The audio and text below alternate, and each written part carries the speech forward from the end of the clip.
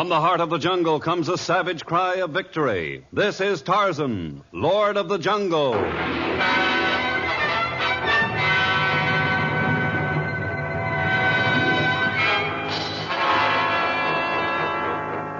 From the black core of dark Africa, land of enchantment, mystery, and violence, comes one of the most colorful figures of all time, transcribed from the immortal pen of Edgar Rice Burroughs.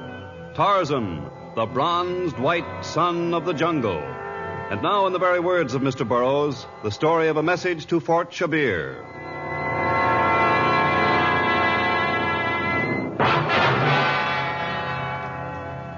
Fort Shabier, on the fringe of the jungle, is the most remote of all of Britain's far-flung military posts. History has recorded many savage massacres at Fort Shabier, for the natives of the district are warlike and the surrounding veldt teems with savage animals. And yet, until that day, the men who were stationed there had never been too concerned with the danger. They had confidence in Major Birdwell, their commanding officer. But now Major Birdwell was dead, and they had no confidence in the dandified Major Beekman who had arrived that day to replace him.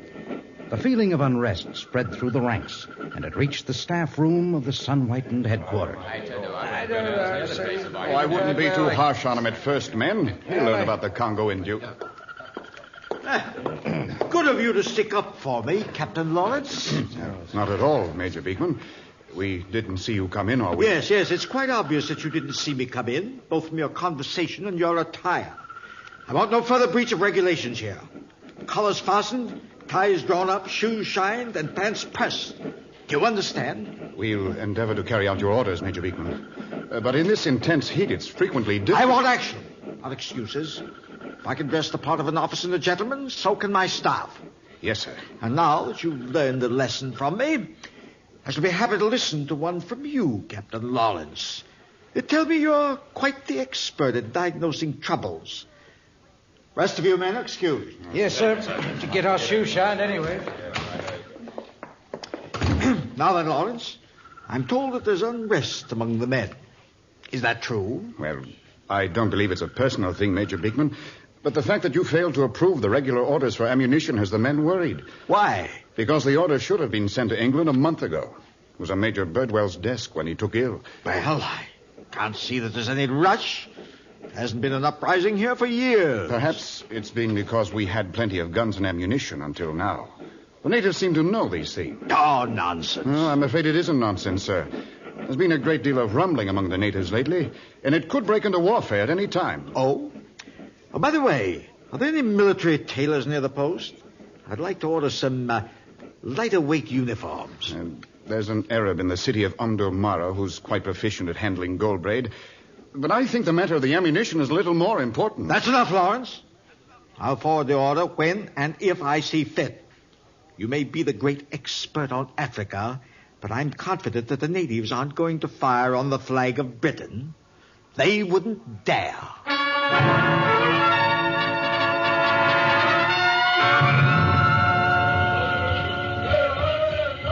But even as Major Beekman waved aside the possibility of an attack from the natives, the warriors of the Kamuema tribe gathered about their council fire.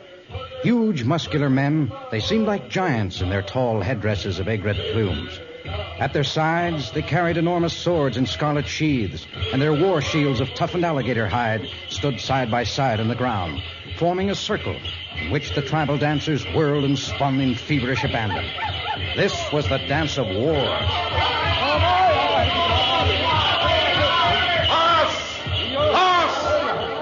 Why you stop war dance, Shanakimu? 100 years our men dance, wave swords, throw spears. But English still take our land, kill our warriors. But you say we make war now. Dio. But now that dance is over, we put away swords, spears, arrows. This time we use white men's guns. Janokimo, chief of Kamuema people, has many guns, much bullets. White soldiers at Fort Shabier not have much bullets. Janokimo knows. We kill them. Start tonight for Fort Shabier. We not start tonight. This time warriors of Kamuema have guns and many men to help. Even now, warriors, other tribes on way to our village. We wait for them. When we strike, will be thousands and thousands of natives. We not stop until last white man gone from Congo.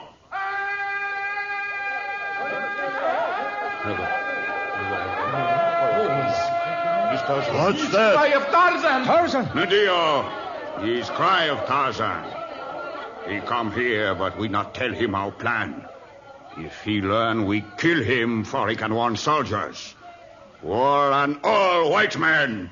Death to enemies of Africa!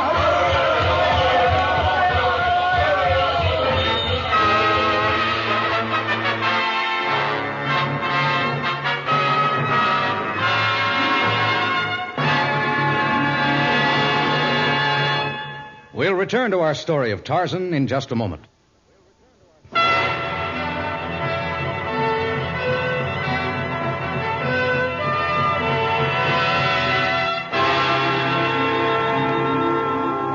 Tarzan's cry had been heard in the distance, and now the warriors of the hyaenas made feverish precautions against his coming. The headdresses that signified war were hurriedly put away.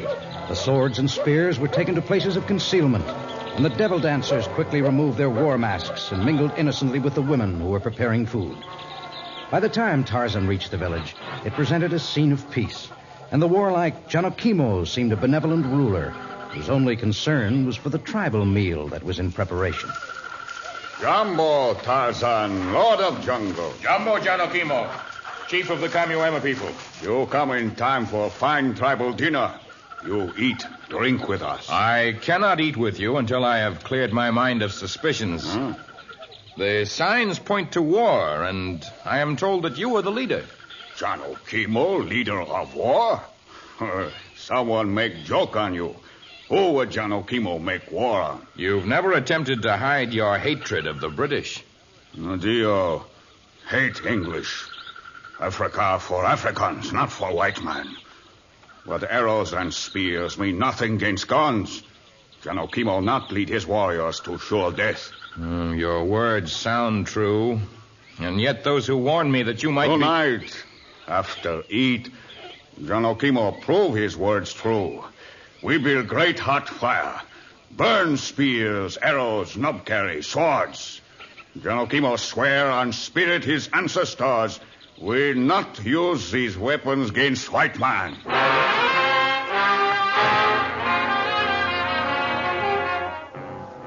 Convinced that the rumors of war were false, Tarzan remained to share the tribal dinner of the Kamyuema tribe.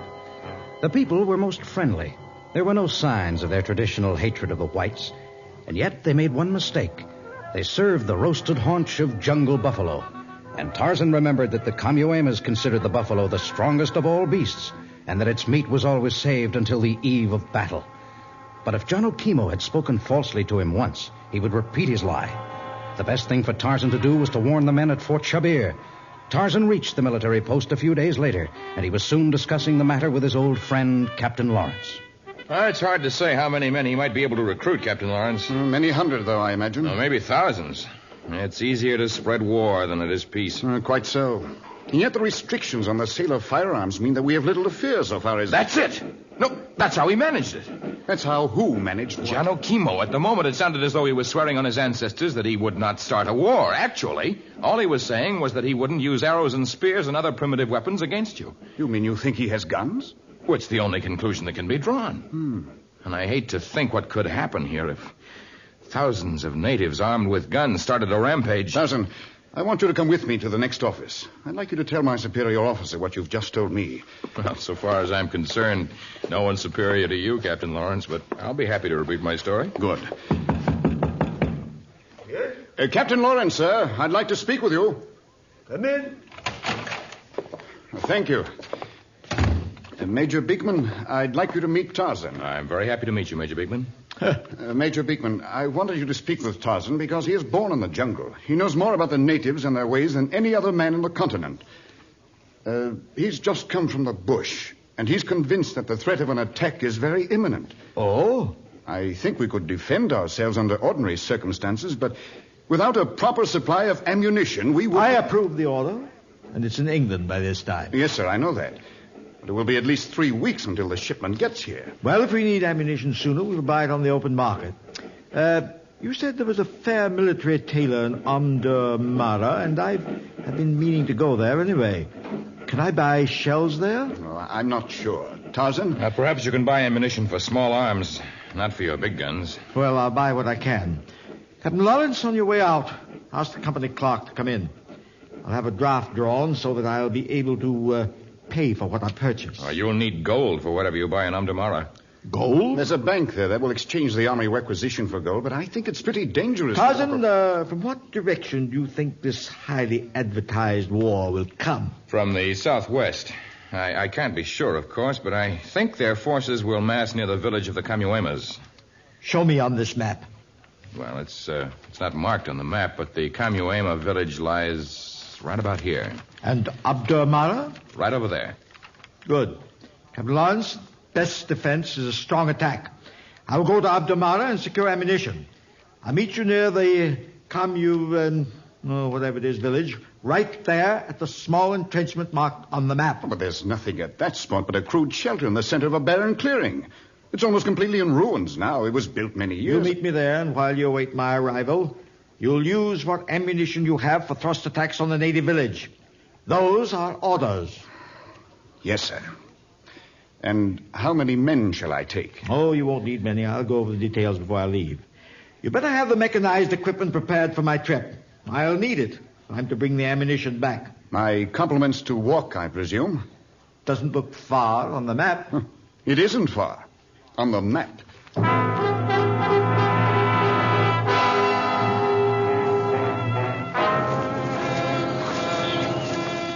That afternoon, Major Beekman left for exotic Amdurmara, and that night, by the light of flaming torches, a small company led by Captain Lawrence started its safari to the jungle entrenchment that lay near the Kamuema village. His men, although trained soldiers, were unused to such a march through the jungle, and as the days passed, they dropped like flies beneath the heat of the equatorial sun. And only the constant help and guidance of a bronzed white jungle savage enabled any of them to reach their destination alive. But at last they were there. They had reached the desolate shambles that had once been an outpost for an early white conqueror. It stood there in the center of a large patch of barren rock, an easy target for natives with guns. Well, doesn't look like much. Well, if it's to protect you at all, it will need rebuilding. Yes, I suppose so. And when that's done, we're to start our thrust attacks. I'm afraid there isn't much thrust left in us. All you can hope to do is to stall for time until you get an adequate supply of ammunition. A little sleep actually seems more important now. Yes, you and your men had better get a night's sleep. I'll stand watch, and I'll warn you if any danger approaches. And if you ask me, our greatest danger is in Amdurmara. I hope he's found the right braid for his uniform by this time.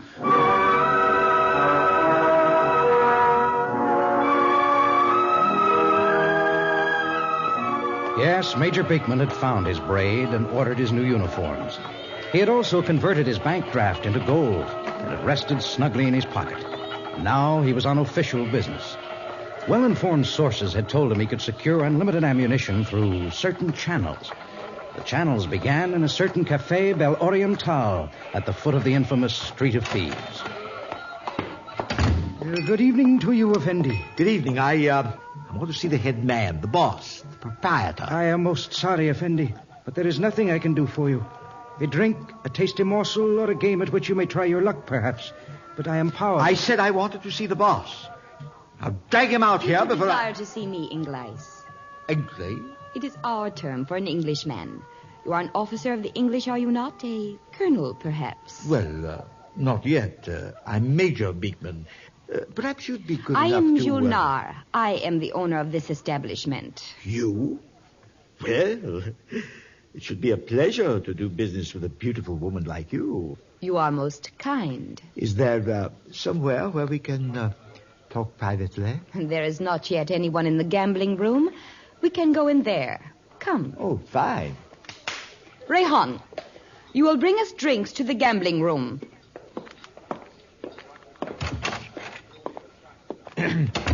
Now then, Miss Yola, I've been told that you can secure guns and ammunition for me. Oh, not Miss Julnar, just Julnar.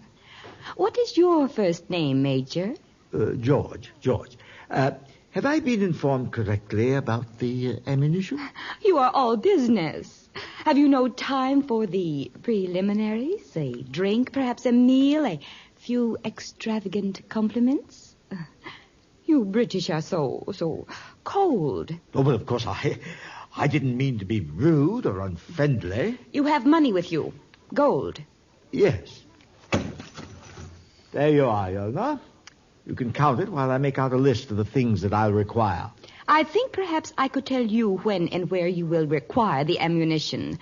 I know a great deal about what goes on in the interior. Oh, then you believe these wild rumors of a native uprising, too? Perhaps. But you needn't bark at me, George.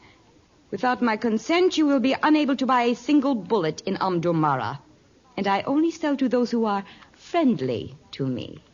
Now, sit back in that chair and relax. Your drink, Mistress Effendi. Thank you. You brought us such small drinks, Rehan. Perhaps you best return and bring us the bottle. George may be here for a long time. He may succeed in getting what he came for, and then again, he may not.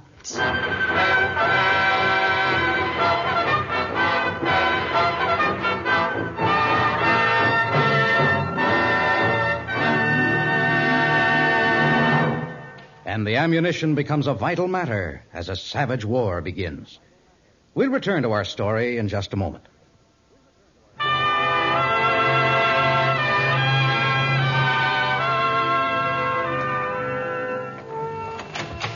Well, here we are back at our cozy little jungle retreat. Well, at least you lost no men in this thrust attack. Well, because I made no attack. Despite orders, I'd be a poor officer if I tried to lead my handful of men against those hordes of natives. It can take them an hour to find out how few men we have and how sparingly we're forced to use our scant supply of ammunition. Besides, if you were to strike the blow first, I would no longer be your ally. But they are preparing for war. You can tell that. Yes, and they have guns. I've determined that on the little scouting trips I've taken alone. What are they waiting for, Tarzan? Why don't they throw their weight at us and get it over with? They may be playing the ancient jungle game of patience, or they may be waiting for some development about which we know nothing. Well, they're not going to toy with us forever. I know what I'm waiting for. Major Beekman. And he'd better get here with the ammunition in a hurry.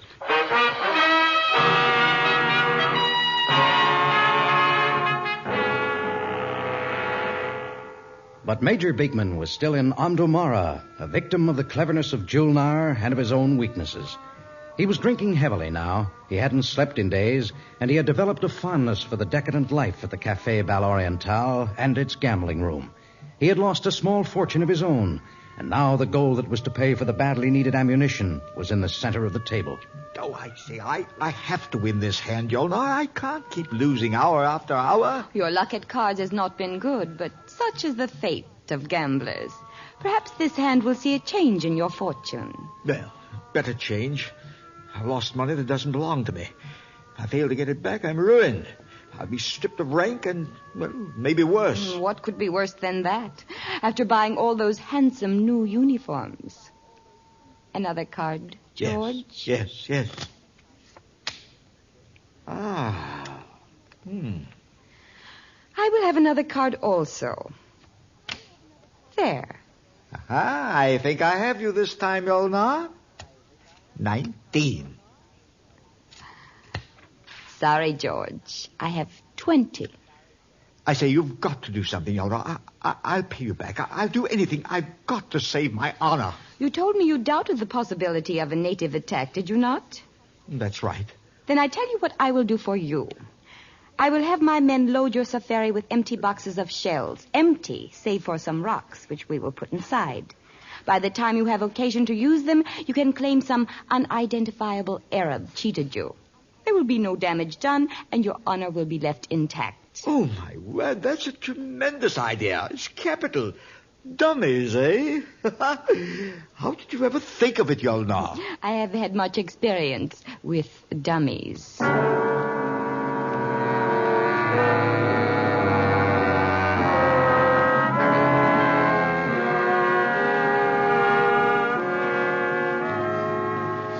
You need not worry, Janukimo. The Englishman left without a single bullet.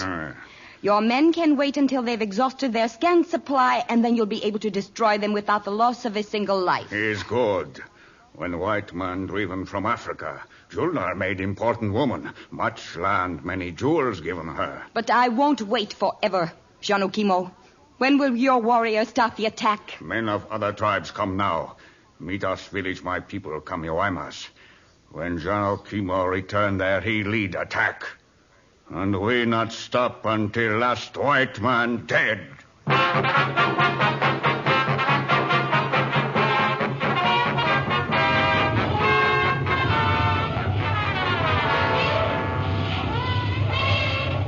What does it mean, Tarzan, this mad stampede of the jungle animals? Probably that thousands of native warriors are on their way here. The animals are fleeing from their path. There's still not a sign of Beekman. Well, he probably couldn't get here anyway. The stampede is traveling in the direction from which he should be approaching. It's lucky we have this shelter, flimsy though it is. And the elixirs of the men who are with us here are condemned to death. At least the natives won't attack until the stampede is over. Well, that's something. And get a little rest if you can, men. It may be difficult with the infernal cries of the animals, but... Someone's outside. Hastings, throw the door open. It may be... It's Major Beekman. What's left of me? Stampede destroyed all the supplies. All the men killed. I escaped through some miracle. Take it easy. I need medical attention. You'll have to get me to Fort Shabier. There was to be a doctor among the new men who were to arrive during the past week. Well, we can't get you to Fort Shabier. The natives are massing for an attack, and even without that, these men are not jungle trained. They barely managed to get here. Well, someone has to get me to a doctor or bring one here. I still don't believe that nonsense about the... To your post, men! It's the natives! Yes, sir. Bridges, take that big gun to the north side. Right, sir! The shells flying inside here. Look at them. Thousands on all sides of the clearing. Are they within gun range? Just about, sir. Then fire at We'll them. hold our fire. Can't afford to waste ammunition. Our new supply of ammunition has reached Fort Shabier by now. Get someone through their lines. Send a messenger back to Fort Shabier instructing them to send all available men and equipment. No one could get through their lines, sir. Oh, but if someone could, we'd stand a chance, wouldn't we? Well, the natives know little about handling guns. Even with their superior numbers, you could control them if you had an unlimited supply of ammunition and additional troops. Well, that's what I thought. Lawrence, you'll have to get one of the men to make a try for it. Getting a message through to Fort Shabier would mean that we'd be safe. Yes, I think it would. But I won't order any of my men to try to run a gauntlet of thousands of angry natives. Well, perhaps one of them will volunteer. I wouldn't ask for volunteers. All right, Major Beekman. Make a try for it myself. No, Captain Lawrence, I won't let you. Perhaps no one can get through to Fort Shabier, but if anyone stood a chance, it would be me. Now, if I managed to get across the clearing, I could take to the upper level. Yes, you'd stand a slim chance, but why should you risk your life to... If the natives take this position, I'll be among those who are slaughtered anyway. I doubt that.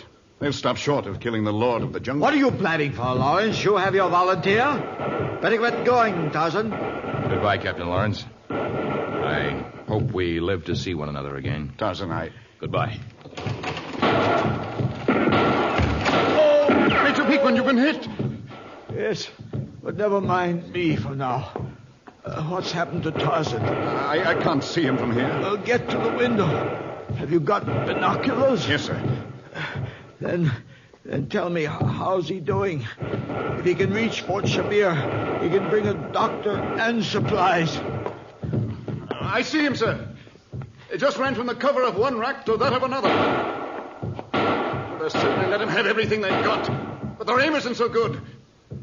He's made another few feet now. They peppered the Rockies behind. He may be... Oh! No, he's in the clear again. I think... Yes, he's almost out of sight now. If he can just reach the protection of the trees. We have enough ammunition to hold them off until the others get here, but... I can't see him at all now, sir. Then maybe he's failed. Perhaps... Well, Major Beekman, if help comes, it'll be too late to do you any good. And I doubt that he's got through. No man could possibly.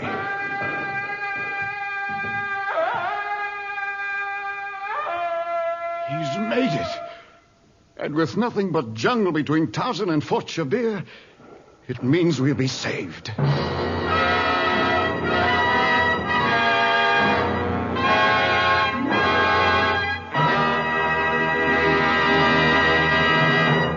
In just a moment, a preview of our next exciting story of Tarzan.